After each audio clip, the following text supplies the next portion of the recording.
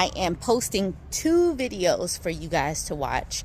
It is about dating and, yeah, red flags and men being inconsiderate. Man, it sounds terrible out there in these dating streets. But you guys go ahead and watch these two content creators. Tell me what you think. Let me know, do you have any red flags? Do you have any story times for dating? Anything? Leave it in the comments. Tell me what you think. Like, comment, share. I posted the screenshot from a Hinge conversation on Twitter, and oh my goodness, the responses are absolutely insane. Like, we just have to talk about it. I'm posting the screenshot here, but the long and short of it is, on my profile it says open with a time and place for the first date, and on Hinge in New York City it has you put your exact neighborhood, not just like New York City broadly. So he suggests a bar that's in East Williamsburg, and his profile says he lives there, and my profile says I live on the west side of Manhattan, not close at all to this bar. So I basically clock what he's doing, and I'm like, I bet that place is 2 minutes from you. He says yes, it was 2 minutes from me, and I was like, I bet you didn't consider at all the fact that I live super far. And he's like, no, I did consider it, but I figure you probably don't get out here that much, and this is just like such a nice patio. First of all, this is the goddamn patio. This looks like the Salvation Army opened up a lounge with all the furniture nobody bought in 1984.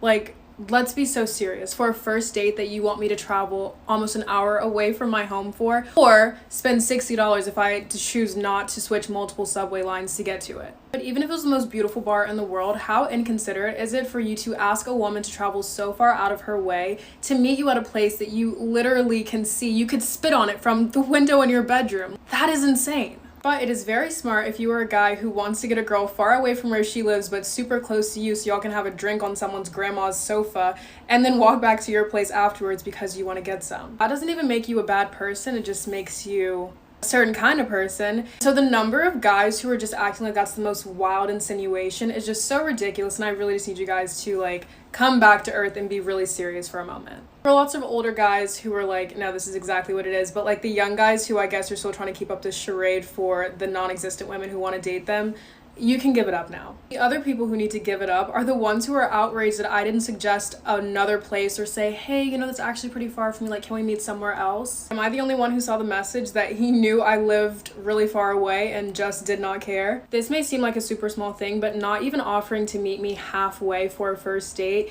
is super indicative, one, of his intentions with me, and then two, the fact that he's just not considerate of me or my time, and probably wouldn't be later down the line if we started seeing each other. The same people would call me crazy if I came to Twitter complaining about a partner of mine and one of their bad qualities that they showed me literally the first time we ever met, but I decided to look past it and continue to be with them and now resent them for it 8 months later or 8 years later. And then of course people trying to say that I'm high maintenance for this when I literally have the most basic standards ever. And then following that up with how I'm gonna be single and miserable forever because I have even one standard. Y'all have to realize that being single is not an illness. Men think women are as desperate for companionship as they are for sex, and that is the problem. You never have to lower whatever standards you have or take less than what you feel like you deserve in order to meet another man where he is, because you'll be fine. You are never, I promise you, that desperate for a date, a relationship, or anything. Also, not my responsibility to date everyone and have zero standards. So the people who act like, oh my god, if you're single, like,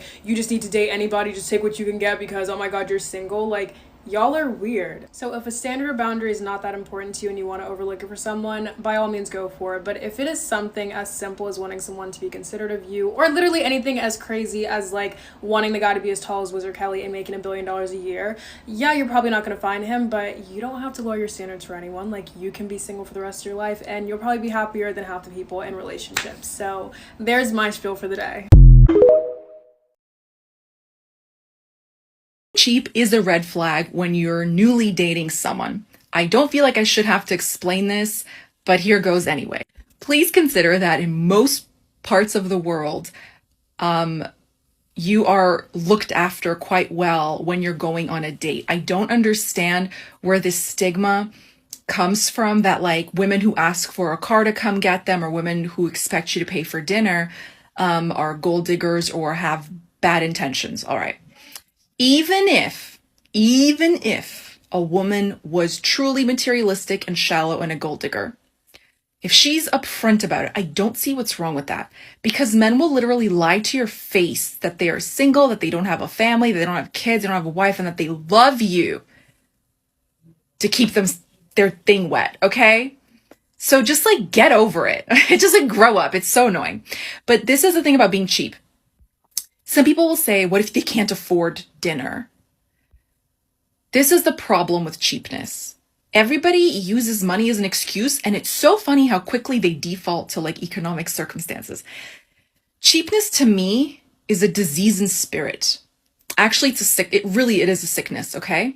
Because what you're saying is you're not worth the energy for me to think of something to do, which means the price of getting to know you is something I'm not willing to pay. I don't want to think of a nice scenic place we can go for a walk. I don't want to think of like a cool, like mini golfing is cool. It's not expensive. Do you know, they don't want to like exert their own brain. God forbid. They just want you to like come to them and just be ready to go. It's not, no.